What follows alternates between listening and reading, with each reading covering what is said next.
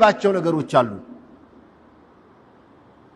ምን አይነት? ለምሳሌ ጾም ነየትኩኝና ጀመርኩኝ፣ በኋላ ለማፍረስ አሰብኩኝና ቤት የቀረበልኝ ደስ ስላላለኝ ቀጠልኩ። ጾሙ ይቆጠርልኛል ወይ አለ። የተጣላሁት ሰው ሰላም ሲለኝ እኔ ብቻ በምሰማው ድምፅ ወዐለይኩም ሰላም አልኩት አለ።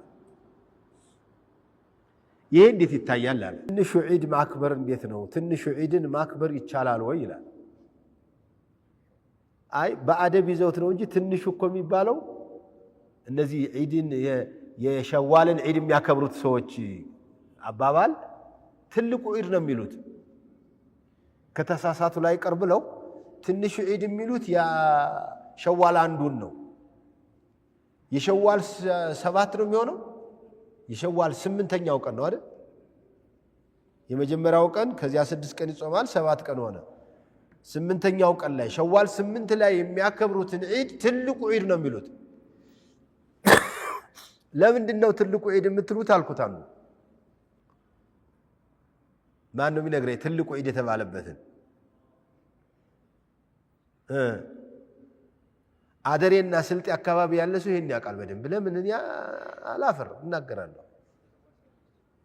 አልሐምዱሊላህ ትልቁ ዒድ ለምን ተባለ ሲሉት ስለው ምን አለ መሰለህ? በደንብ ስለምንበላ ነው አለ። ሱሪያችንን ፈታ አድርገን ዛሬም የጀመርነው ነገም የሸዋል የመጀመሪያው ቀን ዒድ እኮ ልክ አንድ ቀን እናፈጥራለን። ምግብ ገና ስንጀምር ደግሞ ጾም ይባልና ይጀመራል አሉ።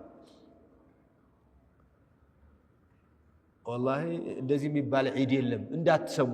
ምንም ይሁን የፈለገው ሙፍቲ ቢነግራችሁ እንዳትሰሙ። ዒድ በኢስላም 2 ነው። የሸዋል ዒድ በተለይ በዓለም ያለ ሙስሊም እኮ ያከብረው፣ ሺዓውም የለውም አህባሹም የሚያከብር አይመስለኝም። በጣም የሚገርም